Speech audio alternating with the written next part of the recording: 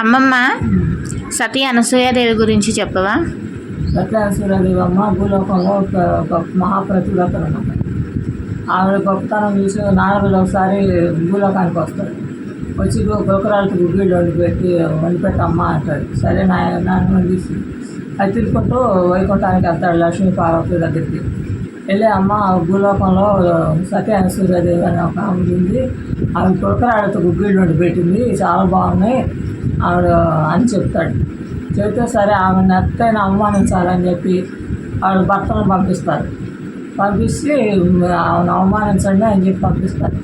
ఆవిడే ఏం చేస్తుంది, వెళ్ళి భిక్షాన్ని మారువేషాలతో వెళ్తారు.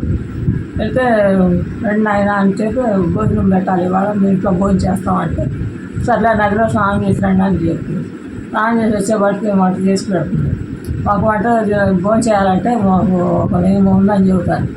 ఏంటి ఆయన అంటే బట్టలు లేకుండా వడ్డం చేయాలంటే సరే నాయన అని చెప్పి లోపలికి తీసుకెళ్ళి వడ్డం వాళ్ళని చిన్నప్పుడు పసిపిల్లలను చేసి అన్నం తినిపించి 3 ఉయ్యాలలో కట్టి 3 ఉయ్యాలలో ఊపుతూ వస్తాడు. ఈ నాలుగు చూసి భార్య లక్ష్మీదేవి వాళ్ళతో చెప్తాడు, మీ భర్తలు అక్కడ సతీ అనసూయాదేవి ఇంట్లో ఉయ్యాలలో ఊపుతున్నారు, పసిపిల్లలను చేసింది, మీరు వెళ్ళి గుర్తుపట్టి తీసుకొచ్చుకోండి అని చెప్తాడు. సరే అని వీళ్ళు వెళ్తారు.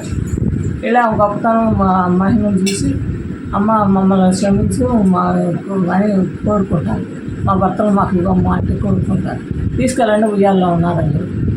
అవి మా గుర్తుపట్టలేమమ్మ, నువ్వే పెట్టకపోతే మాకు మా భర్తలు మాకు అప్పు చెప్పమంటే సరే అని చెప్పి వాళ్ళు మాకు చేసి వాళ్ళ భర్తలు నాకు వాళ్ళకి ఇచ్చేస్తారు. వాళ్ళు త్రిమూర్తులు ఏం చేస్తారో అయినాక అమ్మ మీకు ఒక వరం వేయాలనుకుంటున్నాం, ఆ వరం ఏం కావాలో కోరుకోమంటే మాకు మీలాంటి ఒక పుత్రుని ప్రసాదించండి మాకు అని చెప్పి వాళ్ళు ముగ్గురు కలిసి ఒక దత్తాత్రేయుడని ఒక బిడ్డను ప్రసాదిస్తారు.